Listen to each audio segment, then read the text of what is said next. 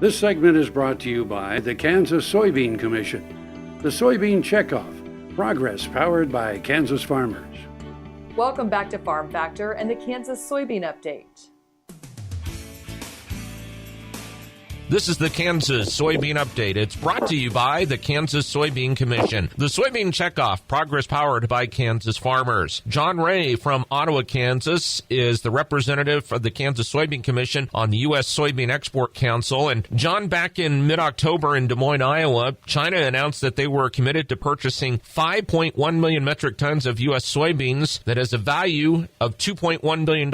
Very exciting news. Yes, it is. And to put that in layman terms, that's roughly about 551 million bushels. With that purchase that they had, and then early in September, they were at the Midwest Buyers Conference in Indianapolis, and they also pledged to buy $1.8 billion worth, for a total of almost $4 billion worth of U.S. soy. Why is this so important to keep developing this relationship with China? China is the largest market for the U.S. and for the world. They consume, the guys that still plant on 30-inch rows, every fourth row, or roughly 25% of the U.S. crop goes to China. And John, as you look at this relationship, there were 7 of the top 10 Chinese soybean buyers at the signing ceremony in Des Moines. The Chinese are very committed to U.S. soy. They love it. They also have over 1 billion people that they need to feed. And as their middle class start getting more and more money in their pocket, the first thing they look to is the protein in their diet. And soy is a very easy way to do that. And John, it really shows about the U.S. soy value chain and their international buyers. In this case, the agreement between U.S. and China,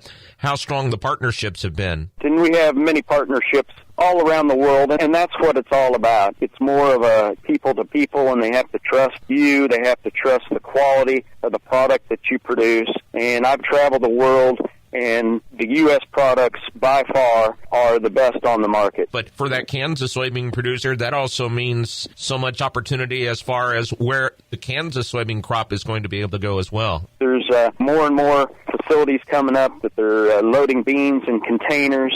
So that's given the Kansas farmer opportunities to actually export their beans where, let's say, 20 years ago, very few got exported. They more got taken to, a Bunge or a Cargill, and they ended up getting crushed, and more than likely that meal was being consumed domestically. John, we appreciate your time. Thank you very much. Thank you, Greg. That's John Wray from Ottawa, who is the Kansas representative on the US Soybean Export Council board representing the Soybean Commission, joins us on the Kansas Soybean Update. It's brought to you by the Kansas Soybean Commission. The Soybean Checkoff, progress powered by Kansas farmers. Learn more at kansassoybeans.org. For Kansas Soybeans, I'm Greg Akagi. Hope you enjoyed this week's Kansas Soybean Update. Stay with us after the break for more Farm Factor with Kyle and John Duff.